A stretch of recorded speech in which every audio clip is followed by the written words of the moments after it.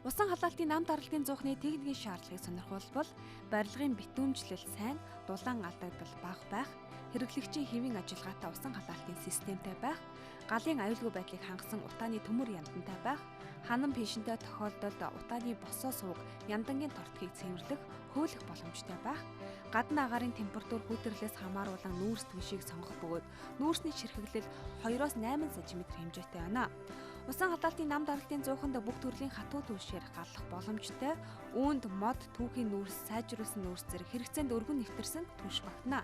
Мөн зуухны онцлогоос хамааран зууханд төлөх нүүрсний хэмжээ нь багтаа, ягтан, томдоо, атгасан нудраганы хэмжээтэй байна.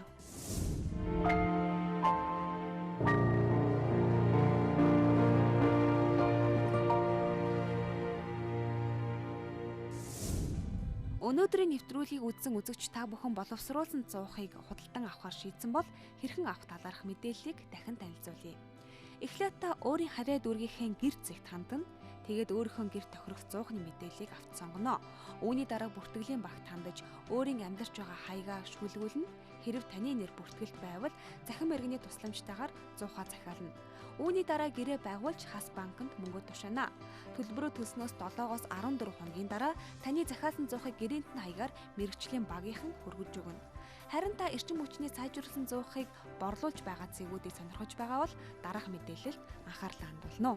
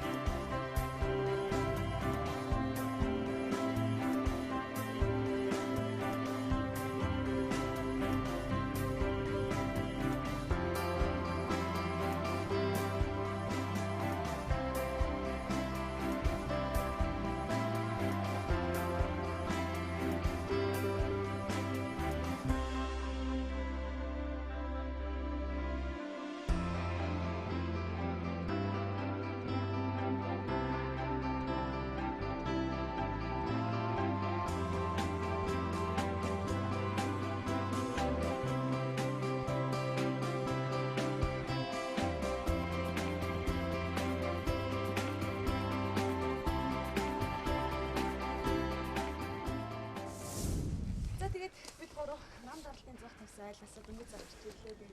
Танд бас талархаж байгаа илэрхийлмээрээ хоёр болоод үзэгч нар маш хэрэгтэй мэдээлэл өнөөдөр өгч чадлаа. Бас үзэгчтэй хөөжлөө. За баярлалаа. Ингээд агаар бодлого хүнсний хорооноос энэ салбар дүүргүүдийн ажлыг шалгаж заавар дүүргүүд ингэж явж байгаа. Тэгээд дүүргүүдээр явж байхад бол бас нэг санаа авууштай ийм ажлуудыг хийж байгаа ажлууд байна. Жишээлбэл одоо баян гол дүүрэг чимгэлээ дүүргүүдээр бол орлого багтаа ядуу өрхтэй өрхийн хүмүүсийг бол жалгах, ууны хогийг цэвэрлэх энэ одоо ажил хамруулж энэ ажлын өртгөнд нь 100% ийм ажлуудыг явуулж байгаа юм билээ. Энэ бол одоо бусад дүүргүүдийг өргөж гисэн санаа аваад иймэрхүү ажил зохион болоод бас илүү үүдтэй байх болоо гэж бодож байна. Ер нь бол цаашдаа бол энэ манай энэ дүүргийн энэ салбарын гишүүд маань энэ одоо гэр орол дээр бас нэлээд анхаарч энэ цонхны төгөлтийг бол хийж дөө. Одоо энэ цонхны хөдөл дуусахгүй бол бид бүхэн одоо энэ удааны өвлийн загтал одоо нутаа гарлаа гамшиг болоод гэж яриад байдаг. Тэгвэл одоо бид бүхэн цонхны загтал энэ ажлуудыг хийх юм бол бид бүхэн иймэрхүү хичээлтэй ажлууд асуудлаас бол гарч ингэж болох юм аа гэж ингэж байна. Өнөөдөр та бүхэн явж яг ингээд хүмүүжид яаж энэ зуухыг яаж авах юм бэ гэдгийг газар дээр нь танилцаж энэ олон нийт үргэсэн их баярлалаа.